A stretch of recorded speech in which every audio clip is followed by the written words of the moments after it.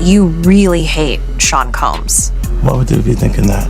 Because of the things that you post on Instagram, Yeah, because of the... Look at this. And let's stop for a second and do say that I hated him enough to hire his kids. And we've never done anything to each other. So it's just competitive energy and things that you say about other artists while you're in hip-hop. The world we're in right now is really hard for y'all to discern what's real and what's true. Yeah, well, it's hard to tell. And I've been seeing y'all memes and stuff. You've been making memes. That wasn't me, man. I see the memes. I'll put that up there, but that wasn't me. No, some of that stuff is funny. Some of it's funny. You like that? That's funny, right? But I haven't addressed any of this publicly, but I just want to say this very clearly. I don't have shit to do with Puffy, so y'all can stop. To do with Puffy. I don't have shit to do with Puffy, so y'all can stop all that memes.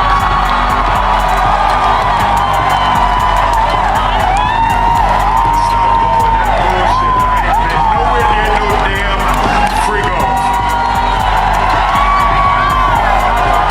Listen, I do enough of my own shit. Don't be putting me in other people's bullshit. I ain't been nowhere near that man. I ain't did none of that stupid shit. So, whenever y'all hear it, if somebody say that, it's a damn lie. I don't even like baby oil. Comes out, I see it in the news like everyone else, but I did feel uncomfortable with the way he would present the idea of going to these projects. I blame everybody that's in his circle. They're all means and they want to be like him. But the Fresh Prince sets the record straight on where he really stands with Combs, formerly known as Puff Daddy or Puffy early in his career, saying he's not jiggy with the freak-offs or baby oil, in fact. I don't have shit to do with Puffy, so y'all can stop. For decades, entertainment's biggest names operated under an unspoken code. Not from a lack of warning signs, but because speaking out meant real consequences. That code is cracking now, as 50 Cent's documentary steps forward with sharp focus and deliberate structure. As scrutiny builds around Diddy and fresh questions resurface about Will Smith, one question cuts through. What stayed buried, not from lack of evidence, but because silence became a weapon, protecting power, controlling access, and keeping truth out of reach. Will Smith and Jada tried to pick her up on a threesome and you were going to beat up Will Smith. Is that true? For years, Hollywood ran on a simple calculation. Stay silent, stay entrenched, and let attention fade. That strategy held only until the pressure finally caught up. Now, with 50 Cent's documentary landing, at the exact moment silence stops working and deflection runs out of road, the industry faces a new reality. Standing still is no longer protection, and waiting it out is no longer an option. It's not happening. You don't understand. Do you understand why he slapped Chris? Did you see in that moment from probably what he was dealing with? What was he dealing with? What the f was he dealing with? Something made him slap his No, brother, man. something didn't make him snap anything. He laughed at that bad joke that Chris said like everybody else. And then Jada looked at him and it was like the Manchurian Candidate. Not the Manchurian. Real life.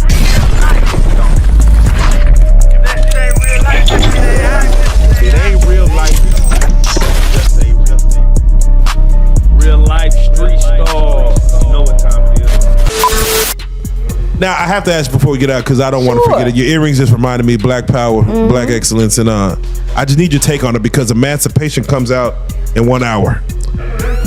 Came out December 9th, which is today's the 9th, right? That's such a fucking below the belt fucking question. No, but I just got It's the only below the belt question that you asked because you already know what's gonna happen. Don't front. We've been down there. Fuck Will Smith. No, wait. He can kiss my ass. Wait.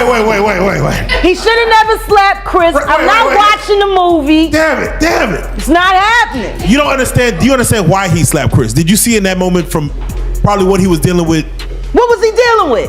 Shit, I don't know. What the fuck was he dealing with? Something made him slap his brother, man. No, something didn't make him snap anything. He laughed at that badass joke that Chris said like every fucking body else. And then Jada looked at him and it was like the Manchurian Candidate. Not the Manchurian. Not the Manchurian. God damn it.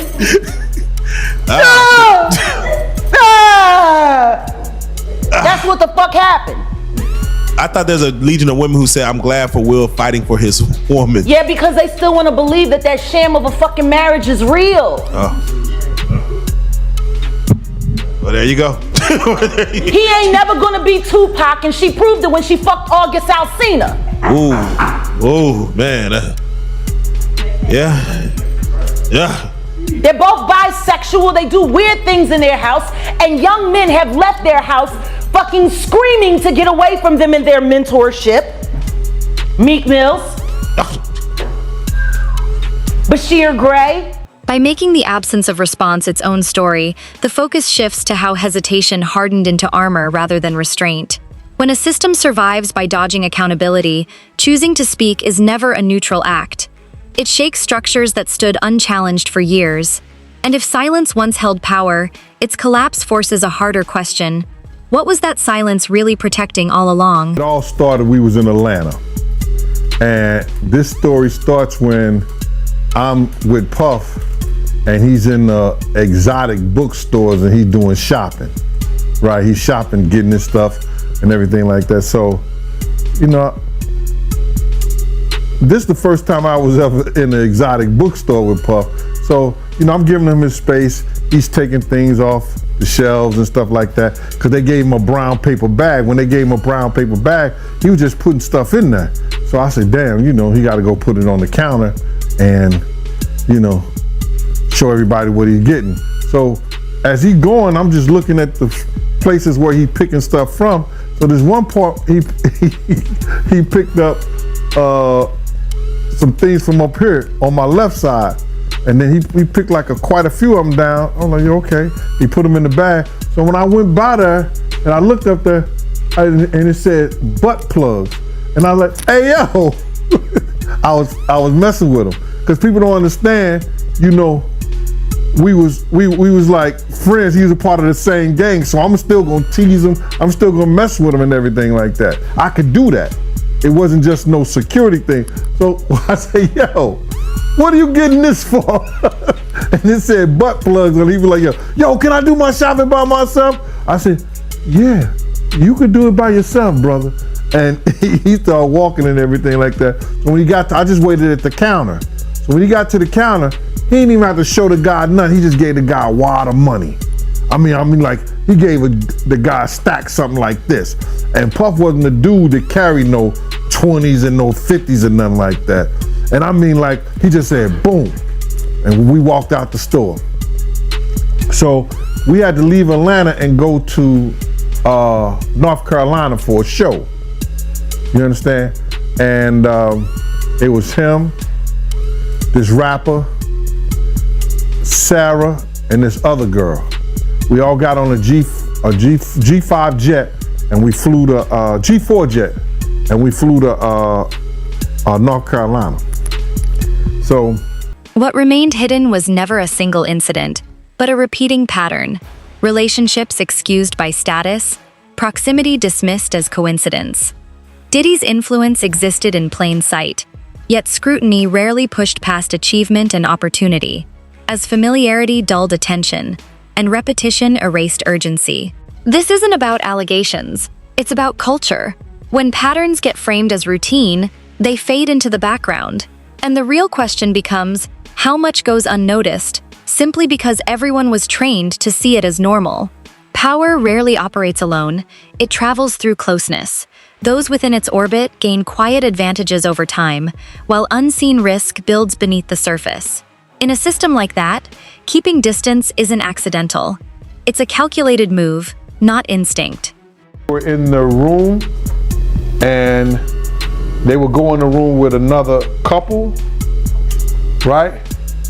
And I've seen some things happen in the jacuzzi.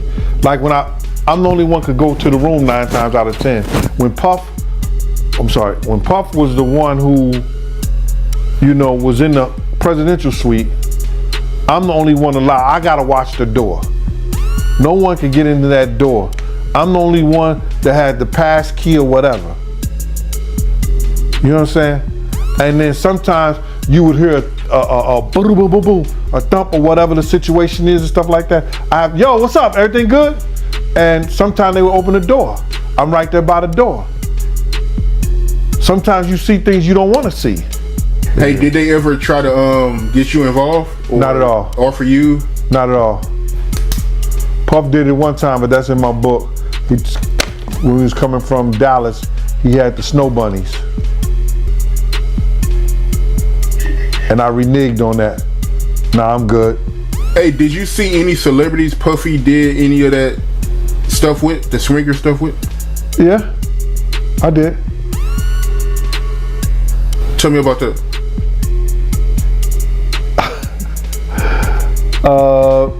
I think I told you about that.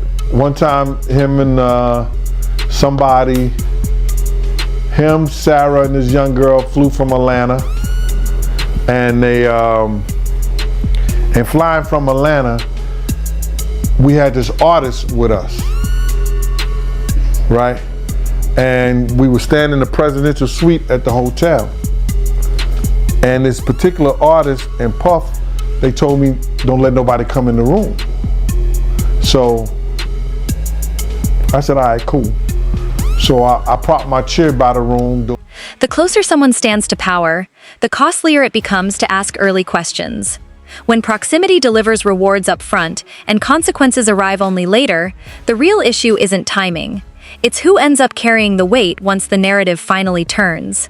How the fuck you gonna play in a movie called Emancipation and you can't emancipate yourself? Ooh. Bars. Cause you trapped in a hole. My nigga, you trapped in a hole. This bitch clowning you day after day after day after day. And once again, I hate saying these things because their children are dope. But Jaden's kind of MIA. And considering that he emancipated from their household at 16 and refused to come back even to do family interviews. You know? Yeah. Willow's just kind of, she's dope. Too much shit happened in that fucking house.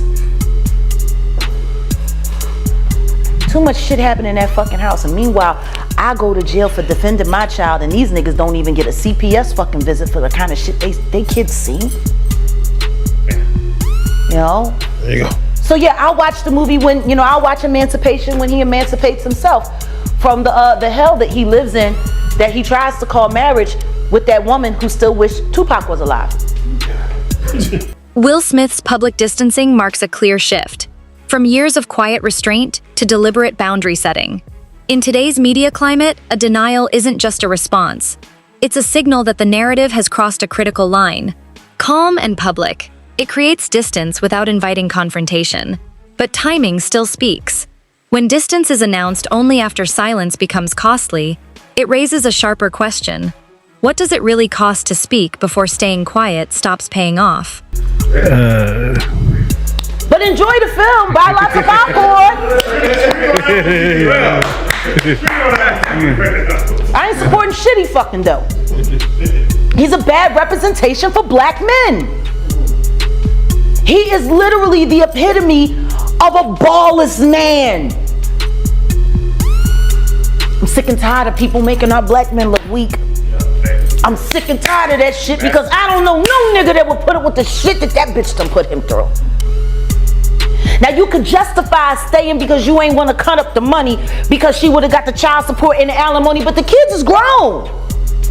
So if you staying now, it's either because you being blackmailed to stay or you too lazy to go. He housebroken. That don't fit right for a Philly nigga. But he did grow up in Overbrook though. He didn't technically grow up in West Philly. That was Jazzy Just Life he was writing about. He lived over there, not far from where Kobe Bryant grew up. That's the other side of City Avenue. He came up Overbrook, so they had big houses and he wasn't at the playground get beat up. That was Jazzy Jeff. A documentary changes the rules of engagement. By assembling scattered moments into clear sequence and context, 50 Cent shifts the conversation from speculation toward record. This isn't a verdict.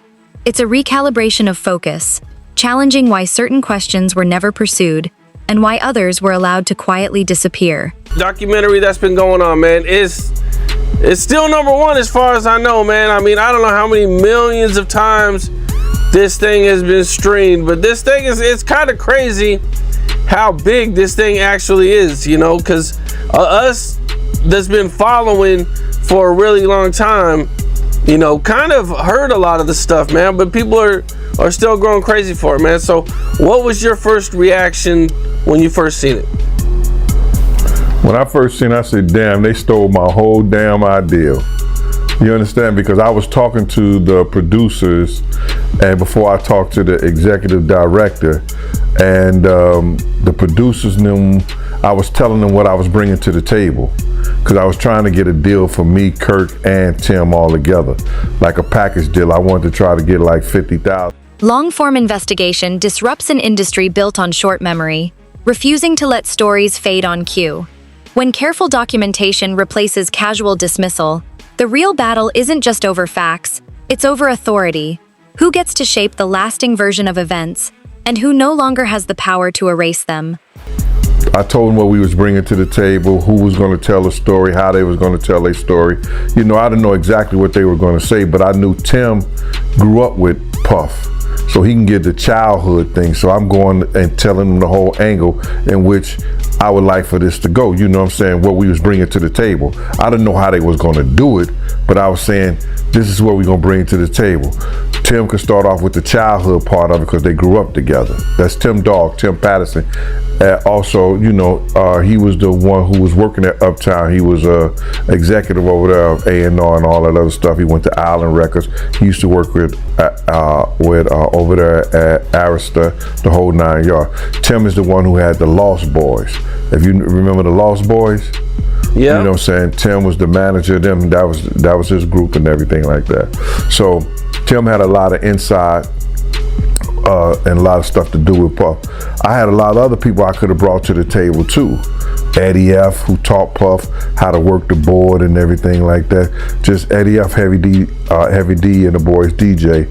I was gonna try to get Eddie and some other people like that, but it fell through because the lady was telling me what somebody else didn't give me or what somebody else didn't pay me, and she was being disrespectful. You know what I'm saying? I thought she was a white lady. I'm finding out she's a sister. The response to scrutiny reveals how uneven accountability really is.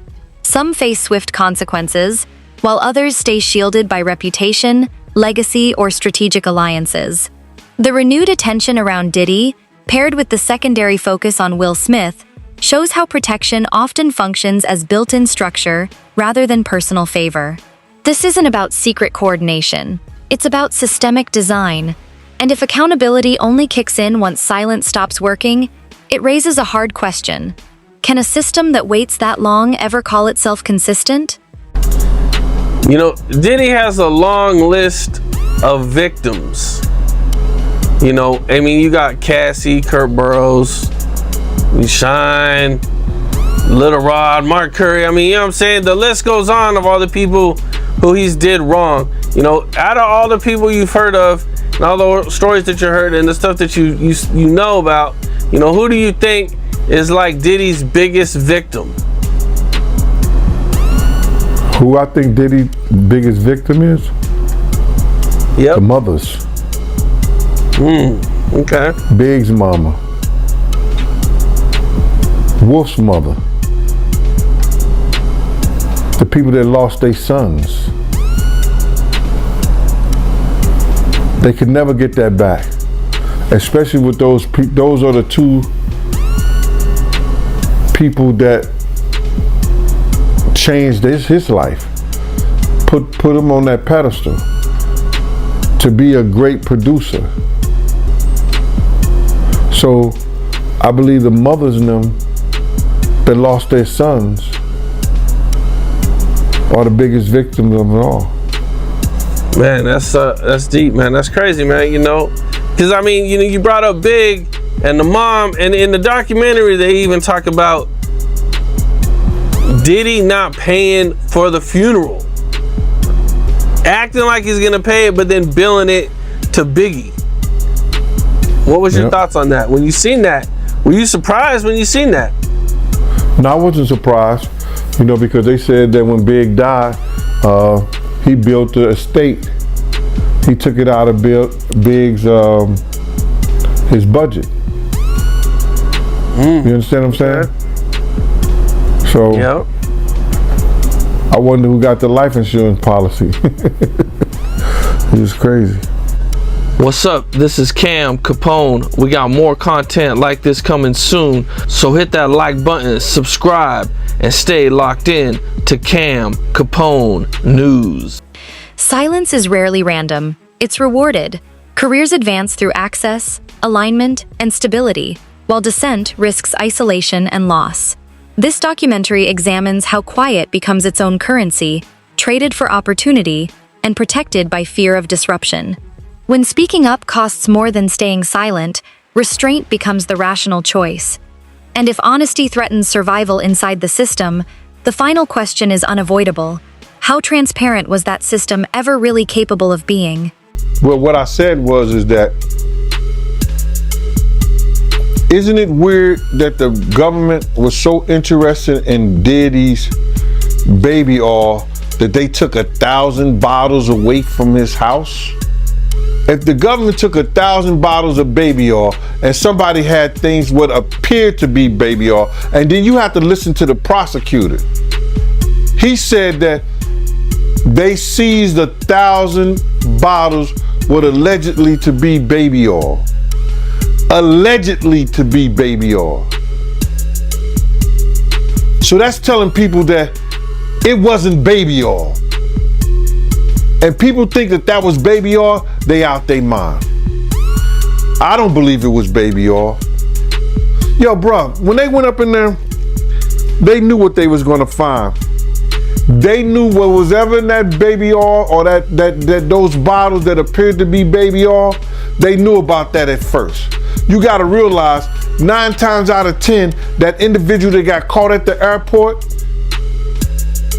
that was supposed to be their carrier, told them what they was doing and what they had. I wouldn't put him past that he told them everything. So when they went up in there, they knew they had to take whatever was out there, and that thing that appeared to be baby oil, they took that. They gotta test every last one of them. Let's see how much, let's see how many of those come back to be baby oil. Bro, listen to me. Costco don't sell that much baby oil. Where you know sell that much baby oil? Yeah, I don't know any store that sell that much baby oil. I know Costco, they came out and said that they don't even sell baby oil. My sentiments exactly. But you personally, right, what do you believe was in the baby oil? If you ever seen a massage parlor being raided and they walking out the people, do they take the massage oil with them when they go? No, they just walk out the people who are. Deal. Let's get right into it. Diddy, he got indicted. You called it, man. A few weeks ago, you was on the platform and you said that he was going to get arrested in September. Yeah, man. Anybody who in law enforcement or people know the law, when Homeland Security ran up into his house, people would tell you, or people knew it was just a matter of time that they was going to indict him and bring him in to see the judge, bro. It was just a matter of time. I just figured out with the grand jury and their different sessions and stuff like that, and then what one of the witnesses told me, I just figured it out that it was going to be around September that they were going to bring him in, bro. People might not understand. It's difficult when you see a brother that has so much promise become an icon as far as in the music business and stuff that he did, to turn around and just tear his whole life down. But it's all because of his mentors and the people that trained him and taught him the music business. You know, it's all about the people who trained and taught him the music business, because Puff wasn't he wasn't born a monster. You know what I'm saying? He was made into a monster, brother. Do you understand what I'm saying? He was made into a monster from the stuff that happened to him, the things that he had to do. You understand? The things that he had to do to become who he is. You know what I'm saying? You know, it's like this, brother. You never like something so much that you can't do without, and you never be willing to do anything to get where you want to be at. You gotta have principles, you gotta have morals, you gotta keep with that stuff. And in that music business, a lot of that stuff get thrown out the window. You understand? And that's what happened to him. He started doing the things to other people that was done to him. To keep it frank, he was doing the things to other people that was done to him. And it is what it is. You gotta know better. And if you know better, you will do better. When he was in New York City, he was like that gecko from the Geico commercial. Then he turned and started going, when he lived in Cali and Miami, he turned into Godzilla. I would see him talk about how he using drugs. He was never like that. Smoking cigarettes, smoking weed and everything like that. He turned into something that you could consider a monster, bruh. Then he started doing things to people. You understand that? Silence is rarely random. It's rewarded. Careers advance through access, alignment, and stability, while dissent risks isolation and loss. This documentary examines how quiet becomes its own currency, traded for opportunity, and protected by fear of disruption. When speaking up costs more than staying silent, restraint becomes the rational choice. And if honesty threatens survival inside the system, the final question is unavoidable. How transparent was that system ever really capable of being?